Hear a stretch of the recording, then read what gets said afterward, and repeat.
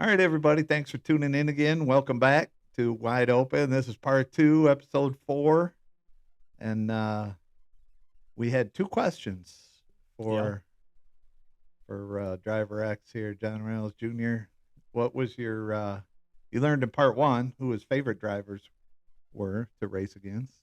Right. And you ready for this? I guess. I know it's not easy, but gotta ask you. Wide open. Wide open. Who is your least favorite driver to race against? We're just going right into it. Bobby Wilberg. Wilbur. Yeah. Yeah. And not that it's least favorite. It's just we don't it's we run the crap out of each other. Yeah. Right? And I love that. So don't make it sound like or I don't need to make it sound like, a weakness, but it drives my dad nuts, you know? It Because, does. well, people might not know, but, my dad, John Reynolds Sr., houses Bobby's late models and God, they've been together for a long time. Bobby drove my dad's late model, the 39 yellow car, the Dodge, at Rockford, That was 2005, I think. 2005. So, Yeah. that long, and all the Madison championships they've won together. But maybe people don't know that that car goes in my dad's trailer from his shop. He drives it to Madison, and they race. So when I pull in, it's not fun for my dad at all. Because then when we get on the racetrack, it's not fun for my dad at all. It's understandable. Man. It's understandable. And we've never wrecked each other, but, we just run the shit out of each other. I mean, we've seen it over the years. Yeah, have you? Have you been there a time or two? Oh, yeah, a couple times. And then, me and Bobby get along great. I mean, it's not like there's an issue, but, I work for the guy. He was my boss at Left Hander for a lot of years, when I was doing the interior works over there. But, man, I tell you. Well, let me tell you a story. Okay. Let me tell you Driver X and Wilberg's story, right? All right. So it was short track, 2010. We had the silver car, right? Silver Late model. late model. It was a Big 8 race. But, when you raced at Rockford, late models all year, short track was the crown jewel of the year, right? Right. I mean, short track meant everything to all of us, right? Because you raced there the whole season, Bobby did. Wilbur No. was up at Madison, right? Yeah, we raced the whole season there in 2010. We finished second or third. But Bobby come off. I think he won his deal up there. But anyway, he comes to short track every year. But when that happened, again, his car went in my dad's trailer, and my dad towed it out the track. And remember back, short track, we all parked together. Yes. We shared that badass spot there in turn 3, but it was us and Wilberg, and we're all there eating the same freaking chili and everything, right? Yeah. It's a good time. Good time. It is fun. Until you get on a racetrack, Till the racing starts. Setting up is great. Man, right? Yeah, setting tents up. That's fun, right? So, all right. So it's short track, 2010, and we were pretty quick that year throughout the season. So we got into the race, right? And I don't remember every little thing, but I remember it. I'll say it's the greatest pass that I ever made so far, right? Yep. In my career. This was the best pass Mm-hmm. I ever made, right? Right. And my driver friends out there, and your driver friend, anybody's going to like it, but especially my driver friends, right? So I don't remember if it was like 10 laps to go, 8 laps to go, right? Whatever, right? But he's leading. He's leading short track, right? And he's the boss. You know, he's got more freaking titles than the DMV, right? Right? He does. 25 or more, right? Yeah. That's not my. That's a DJ joke, but it's true though, man. More than It's the true. DMV. Yeah. So I'm chasing him down, right? We're quick. I'm getting there, right? So I'm starting to watch him as you're getting there, right? And like I said, it's like 8 or 10 to go. And I'm watching, and I get to his bumper. Now, mind you, seniors in the stands watching, you know, he's on the radio, the 2.8, you know what I mean? Yep. He's in the pit stand. So I'm running the 2.8 down, and I'm like, man, you know, this short track, you know, we're quick. There was nobody else on the racetrack. I can't remember seeing another car. Yep. You know, like anywhere. I mean, it's just focus point on that car. You know, I ain't looking back, right? But I know I can't, you know, screw it up. You know, I got to try to figure this out, right? Right. So, get to his bumper, and we're flying through 1 and 2 about the same, and but in 3, his car wouldn't turn in the same spot that ours would. Ours would cut a couple feet before his would cut. You know what I'm saying? Yeah. And I'm watching that point, and I kept watching that point. We get into 3, we fly through 1 and 2, we get into 3, and again, it happened again, right? Man, I can outcut him right here, right? Yeah. And it happened 3 or 4 laps in a row, right? So, I mean, what do you do? I mean, we're getting down to it, right? 108 laps. It's a 108 lap Big 8 race. Yep. So, fly through 1 and 2 again, go down the back, and I'm ready. You know, basically, if you remember, and like our Rockford Speedway drivers out there will remember the bump into 3, right? Right. So basically, I was cutting after the bump better than he was. He'd kind of hit the bump and go up a little bit, and that would take him the extra couple feet to get the thing turned, right? Right. I could get off the bump over and into the track quicker, right, and cut him, right? So I timed it, right? You had to.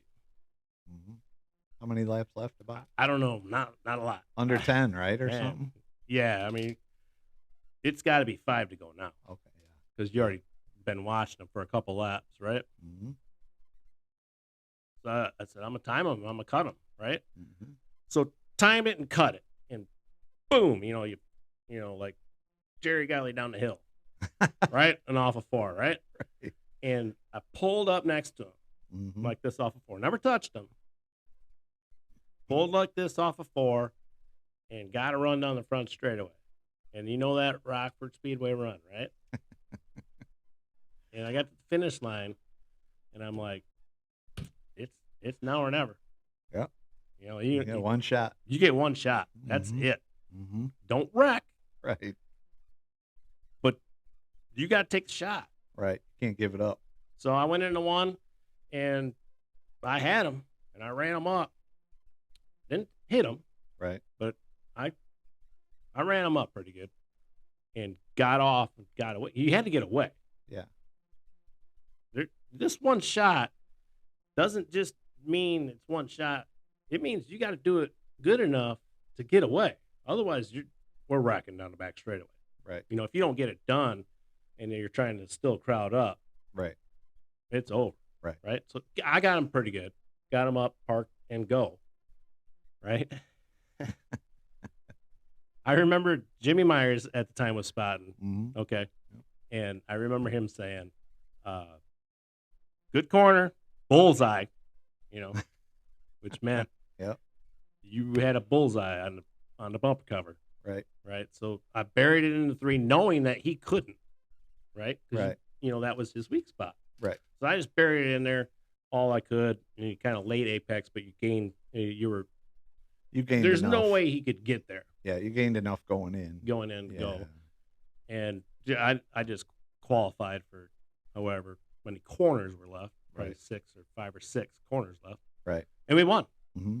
Right, won that 2010 National Short Track Championship, Big I A was race. I was on the radio. I 108 remember lapper. too. Yep. Man, it was Yep. big. But that was the best pass I ever. Mm-hmm. So technical and not dirty, Right. but and people say it's dirty, but until you did it yourself, right? Right. Raced at Rockford, which was a 1-group track Yeah, on 8-inch tires. on an and the 8-inch whole tire, 9 and you had to yards pass one of the best race car drivers ever out ever. there. Yep. Right? 7-time champ there. Yep. Right? You're gonna pass a guy like that. You ain't doing that crap clean. I mean, Yeah. He- Yeah. what I did clean was set him up, Right. and we had a good car. Right? Mm-hmm. All right. You know where we're at. Here we go. Here we go. Right. So take my victory lap, cool down lap, or whatever. Right. And we always had the top 3 on the finish line for interviews. Right. So you won. We won. Wilberg was second. Wilberg was second. Yep. Yeah, I I'm didn't. just setting it up for everybody. Yep. Didn't clean him off bad enough where he lost anything else. Right. Right. Take the cool down lap or victory lap, whatever you want to call it, and get back to the line, and he's there, Uh-huh. and he's already crawled out. Yeah. Right. Yep. So I park, and here he comes, and shut my car off, and I can hear the crowd. The crowd was loud. I don't know. There was booze, of course, and Oh yeah, because Wilberg was leading. and he had a following, Mm-hmm. especially at Rockford. For sure. So it was noisy. Now it's time to take your medicine. Dude, I thought, man, here he comes. It's time to take a spanking here. It might be spanking time. I don't know. So I'm hurrying up. I'm trying to get out, at least get out. And, no. He got there. He knew. He got there. He took my window net down. Yeah. Yeah. Yeah. And he crawled in there inside the car, and I still had my helmet. But I was, and he got his head in there, and I swear he had 2 arms in there, right? Yeah. And the crowd had been thinking, man, I wonder what he's saying. Right. I wonder what's going on now. They're waiting for elbows. They're to see that check, Yeah. Yeah. And he hugged me and said, you know what he said? What did you say? I would have done the same thing. I'm so proud of you. Damn. From the Damn. best. And he I'm sorry, but he was hitting me on the chest, Yeah. Yeah, it's wow. That was awesome. Then got out and we got to celebrate, and enjoy our win. But he never said a negative word. He probably don't even know how much I respect that situation where I had to, out car him. Right. You know what I mean? Right. To get that position. Right. To deserve a chance to take it. Mm-hmm. You know what I mean? Mm-hmm. So that's the best pass I ever made at Rockford. It was fun. And then got in the pits, and Senior wasn't, they weren't mad. The crew guys were just, Yeah. No, that's understandable. Yeah. CW. I mean, Yeah. they didn't win. Yeah. But they still drank beer with us and everything else. And had fun. But Yeah, they did. yeah. I mean, we go to Madison and run with Bob, and it's a handful. It's quite the testament to old school racing, It to really real is. racing. Like, setting somebody up, the whole thing, Yeah. Bob knew you were back there. Oh, yeah. He we knew were you were coming. looking for his spot. I mean, when we got into second, he was 8 or 10 out. Yeah. We ran him down. I mean, Yeah. Yeah. He knew you were looking for his weakness. Whatever spot it was on the track, wherever Yeah. it was. Yeah. that was my job to do, Yeah. was to find that and utilize it, right? Right. Not just run into his bumper and, Yeah. No. forget about it, right? No, right. And I didn't do that at all. I didn't even touch him. Right. Well, yeah, that's my best story for Wilbur. I got one more if you got time. Yeah, we got Yeah. time. A trophy that opening night at Madison. I don't know what year it was. Probably 6-7 years ago. But opening night at Madison, however we qualified, who cares? It puts me and him on the front row for the dash. First race of the year. We had to try 3 times to get the race For an original start. Oh, jeez. I don't know what was going through seniors' head at this point, but He probably walked back to the trailer. Couple idiots.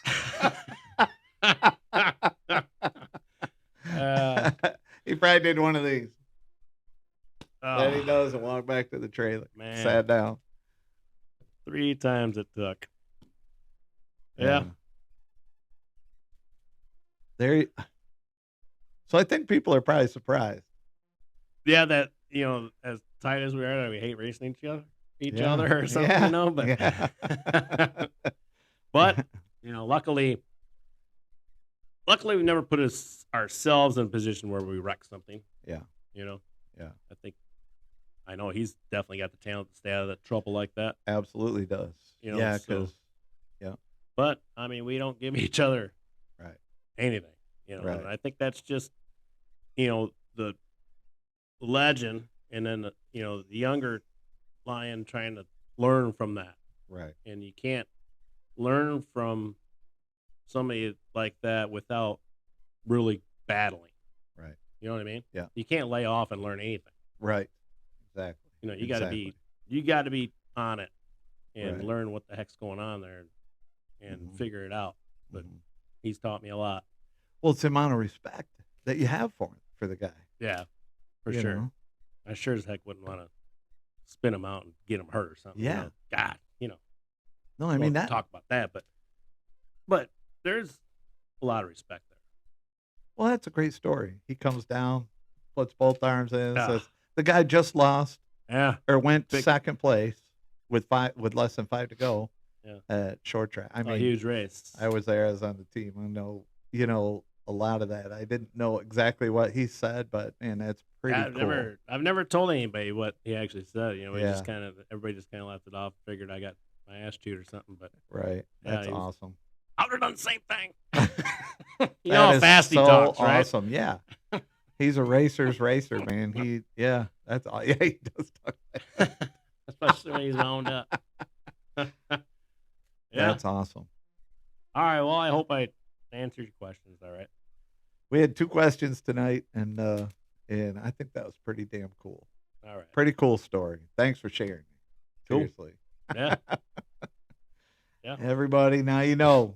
So thanks for tuning in to episode 4, part 2.